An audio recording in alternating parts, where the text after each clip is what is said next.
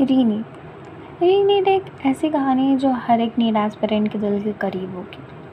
तुम्हें पता, कभी कभी लाइफ में सब कुछ ठीक चल रहा होता है और फिर एक दिन एक अनाउंसमेंट पूरी मेहनत को एक नए इम्तिहान में बदल देती। आई नो ये थोड़ा ड्रामेटिक सीन कर रहा है, बट द थिंग इज़ कि दिस इज़ द रियलिटी। और यही होता है और यही हुआ है, मेरे साथ भी हुआ है। Hi everyone, I am Amrita Rathore and आज की वीडियो सिर्फ रीनीट के बारे में नहीं है, ये उन इमोशन के बारे में है जो शायद हर उस नीट एस्पिरेंट ने फील किया होगा जिसने ये फेस दिया है एंड जिसने ये चीज़ फेस किया है। ही और she might feel the same. मैं अपनी जर्नी शेयर करना चाहती हूँ। हो सकता है मेरी स्टोरी तुम्हारी स्टोरी से अलग हो, बट फीलिंग्स काफ़ी सिमिलर होंगी। तो पता है, नीट की प्रिपरेशन कोई 1-2 महीने का काम नहीं होता। इसके पीछे होते हैं मंथ्स ऑफ मेहनत, sacrifices, sleepless night, anxiety, self doubt और एक ही ड्रीम कि डॉक्टर बनना है। हर सुबह एक नए टारगेट के साथ उठना, हर रात ये सोच कर सोना कि कल और बेटर करना है। कभी मार्क्स अच्छे आते हैं तो कॉन्फिडेंस आ जाता है, कभी टेस्ट ख़राब हो जाता तो लगता है कि शायद मैं नहीं कर पाऊँगी। लेकिन फिर एक चीज़ कभी नहीं बदलती, मैंने ट्राई करना नहीं छोड़ा। फिर एग्ज़ाम का दिन आया, पेपर देकर बाहर निकली तो दिमाग में 1000 सवाल थे। सिलेक्शन होगा कि नहीं होगा, कट ऑफ कितनी जाएगी, पेपर कैसा क्या, सबके सवालों का जवाब क्या दूंगी मैं, इतने सारे सवाल। लेकिन एक चीज़ का सुकून था, जो भी हुआ मैंने अपनी तरफ से फुल एफर्ट्स दिए, फुल अपना पोटेंशियल था, जितना मेरी मेहनत कर सकती थी मैंने किया। उसके बाद धीरे धीरे लाइफ नॉर्मल होने लगी। मैं कोटा से वापस आ गई अपने घर पे। अलग ही लेवल का सुकून था वो कुछ दिन। मतलब वो जो दिन मैंने 6 दिन थे नीट और री नीट के कैंसिलेशन के बीच में, मैंने अपनी लाइफ मस्त एकदम ऐसे चिल पिल चल रही थी। मैं फ्यूचर के बारे में सोचने लगी थी, रिज़ल्ट का वेट था बट दिल में होप थी, सब कुछ था। बहुत सारे प्लान्स बनाए हुए थे कि हम बनारस घूमने जाएंगे, यहाँ जाएंगे, वहाँ जाएंगे, मज़े करेंगे, वाटर पार्क्स, फैमिली के साथ इंजॉय, पार्टीज़, बर्थडे, सब कुछ इंजॉय करेंगे। बहुत सारा था, दिल में होप थी। और फिर एक दिन सब कुछ बदल गया। मेरे फ्रेंड का कॉल आया, उसने बोला अमृता चेक करो नीट कैंसिल हो गया। मैंने कहा नहीं, ऐसा नहीं हो सकता। मैं लिटरली शॉक थी उसकी बात सुन के। मैंने फ़ोन ओपन किया, चेक किया कि कोई मजाक तो नहीं कर रही वो मेरे साथ, but she was telling the truth. मेरी आंखों में आंसू थे एंड मतलब वो उस टाइम में क्या फ़ील कर रही थी मुझे कुछ नहीं पता। मतलब सारे थॉट है ना, ऐसे रैंडम मेरे दिमाग में आ जा रहे हैं। सामने मेरी मम्मी बैठी हुई हैं और बोल रही है तुम रो रही हो। मैं न्यूज़ देख के, ऑब्वियस सी बात है, मैं क्या, कोई भी नीट एस्पिरेंट होगा तो ऑब्वियस सी बात है, कुछ लोग होते हैं स्ट्रॉन्ग, मैं नहीं थी भाई, मेरे आंसू आ गए, मैं रो दी। मेरी मम्मी कहती तुम रो क्यों रही हो, कहीं तुम भी लीक पेपर से तो पढ़ के नहीं दी थी इसीलिए शायद पिछला एग्ज़ाम सही गया तुम्हारा।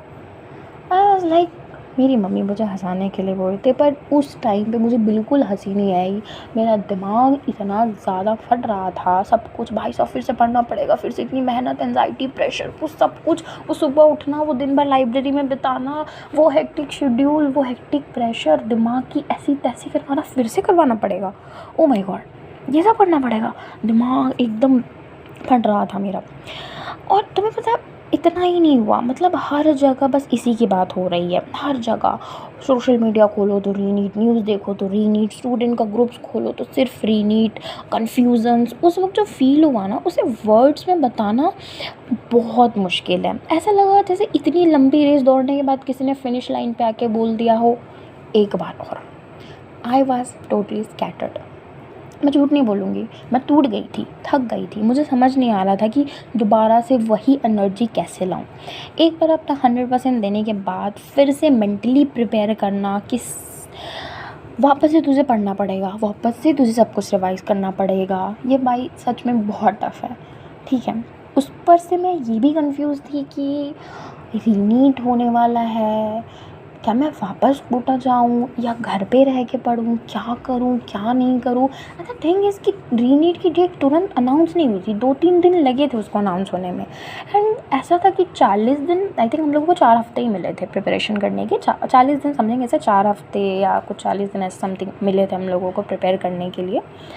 एंड इसमें फिर मम्मी के साथ बैठी, पापा के साथ बैठी, क्या करना है नहीं करना है, कोटा जाना है वापस नहीं जाना है, सेंटर, जबकि मैंने एग्ज़ाम कोटा से ही दिया था तो सेंटर चेंज होगा कि नहीं होगा। बहुत सारे कन्फ्यूज़न्स थे, पढ़ना भी है, ये सब भी देखना है, कम टाइम है, रिवाइज़ भी करना है, क्या करूँ नहीं करूँ, कुछ समझ नहीं आ रहा था। मेरे घर वाले का ऐसा स्टेटमेंट था, तुमने तो सब पढ़ा है, तुम्हें तो बस रिवाइज़ ही तो करना है। ये था मेरे पेरेंट्स का स्टेटमेंट। पर जो चीज़ बोलने में इतनी ईज़ी लगती है ना, उसको फ़ील करना उतना ही मुश्किल होता है। मैं 100% एग्री करती हूँ कि जितना हम सफ़र करते हैं पेपर के लिए, पेपर देने में, कॉम्पिटिटिव एग्ज़ाम्स में, उतना हमारे पेरेंट्स भी सफ़र करते हैं। बट द थिंग इज़ कि जो एक स्टूडेंट का स्ट्रगल होता है, जो उसका स्ट्रेस होता है, वो एक स्टूडेंट ही समझ सकता है।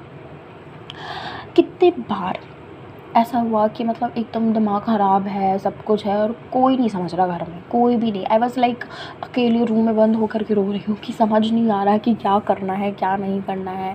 कभी कभी पेरेंट्स भी कुछ मतलब चिढ़ के गुस्से में कुछ बोल दे रहे हैं, कभी कुछ कभी कुछ, कभी खुद से इरिटेट हो जा रहे हैं कि अरे ये तो मैंने पढ़ा था, ये तो मैंने सॉल्यूशन किया था, फिर ये मेरे से बन क्यों नहीं रहा है। भाई साहब वही मॉक टेस्ट देने में। और उसके बाद इतना था कि मैंने कहा कि नहीं, मुझे घर रह के पढ़ना है, 40-45 दिन ही तो हैं, घर पे रहना, घर पे रहूँगी, घर पे पढ़ूँगी। 40 दिन के लिए कोटा, क्योंकि कोटा में बहुत गर्मी, इस टाइम पे बहुत गर्मी थी उस टाइम पे। उसके बाद दिमाग वैसे ही ख़राब था। फिर मेरा हुआ कि चलो ठीक है, घर पे ही रह के पढ़ना है। मैं अपने सारे नोट्स वगैरह लेके आई थी, कुछ मॉड्यूल्स भी लेके, मॉड्यूल्स नहीं, ईएलपी थी हमारे इंस्टीट्यूट में, ईएलपी मिलती थी, एजुकेटर लीड प्रैक्टिस। तो ऐसा मैं प्रैक्टिस पेपर मिलता था, तो वो मैं लेके आई थी यार। मैं मॉड्यूल छोड़ के आई थी, तो कुछ मॉड्यूल्स मैंने प्रिंट करवा लिए थे, फिज़िक्स वगैरह के, केमिस्ट्री के क्वेश्चन, प्रैक्टिस के क्वेश्चन बस प्रिंट करवा लिए थे। और मैंने सोचा था कि यहाँ से रिवाइज़ करूँगी, यहाँ प्रैक्टिस करूँगी। कोचिंग वालों ने टेस्ट सीरीज़ एक ला दी, फ्री टेस्ट सीरीज़, जो इनरोल थे ऑलरेडी उनके लिए। एंड मैंने सोचा टेस्ट सीरीज़ के हिसाब से रिवीजन प्लान कर लेती हूँ, हो जाएगा। बट ब्रो, ये जितना सुनने में लग रहा है ना, मतलब हालत ख़राब हो जाती है एक स्टूडेंट को उस चीज़ को प्रिपेयर करने में, उस चीज़ को समझने में। इतना आसान नहीं था सब कुछ। कितनी बार तो किताब खोल के बस पेज ही देखती जा रही हूँ। कई बार लगता था कि बस अब नहीं होगा। सच बोलूँ तो हर दिन सेम नहीं होता। कई बार लगता था कि बस अब नहीं होगा। सच बोलूँ तो हर दिन सेम नहीं होता था। किसी दिन हाई एफिशिएंसी होती थी तो किसी दिन बिल्कुल भी पढ़ने का मन नहीं करता था। लेकिन फिर मैंने खुद से एक सवाल पूछा, अगर मैं इतनी दूर तक आ सकती हूँ तो क्या सिर्फ एक सेटबैक की वजह से मैं रुक जाऊँगी? सीरियसली अमृता राठौर इतनी वीक तो नहीं हो सकती। उस दिन मैंने डिसाइड किया, रिज़ल्ट जो भी हो, डिसीजन जो भी हो, मैं अपनी मेहनत से कॉम्प्रोमाइज़ नहीं करूँगी। मैं फिर से पढ़ूँगी, फिर से उठूँगी एंड फिर से अपना बेस्ट दूँगी। इस जर्नी ने मुझे सिर्फ बायोलॉजी, फ़िज़िक्स, केमिस्ट्री नहीं सिखाई, इसने मुझे पेशेंस सिखाया, कंसिस्टेंसी सिखाई और सबसे इम्पॉर्टेंट, हर बार गिर के दोबारा खड़े होना सिखाया।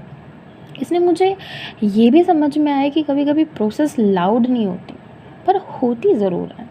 हर छोटा स्टेप, हर रिवीजन, हर अटेम्प्ट तुम्हें उस वर्जन के करीब ले जाता है जो तुम बनना चाहते हो। आज भी मुझे नहीं पता कि मेरे फ्यूचर में क्या होगा, सिलेक्शन होगा या नहीं होगा, लेकिन मुझे इतना ज़रूर पता है कि मैंने अपने सपने के लिए लड़ना नहीं छोड़ा और ना आगे छोड़ूंगी। और आज अगर ये वीडियो कोई एक ऐसा स्टूडेंट देख रहा है ना जो किसी सेटबैक से गुज़र रहा है, तो मैं बस इतना कहना चाहती हूँ, अपनी स्पीड स्लो हो सकती है, तुम थक सकते हो, कभी कभी रो भी सकते हो मेरी तरह, लेकिन अपना सपना मत छोड़ना। हो सकता है डेस्टिनेशन तक पहुँचने में थोड़ा टाइम लग जाए, लेकिन मेहनत कभी वेस्ट नहीं जाती। कभी कभी लाइफ तुमसे प्लान चेंज करवाती है ताकि तुम अपनी स्ट्रेंथ को और अच्छे से पहचान सको। और शायद हम सब अपने वाइट कोट पहनकर पीछे मुड़कर देखेंगे और मुस्कुराएंगे और कहेंगे ये सफ़र मुश्किल ज़रूर था, लेकिन इस सफ़र ने हमें वो हिम्मत दी जो शायद किसी इजी रास्ते से कभी नहीं मिल सकती थी हमें।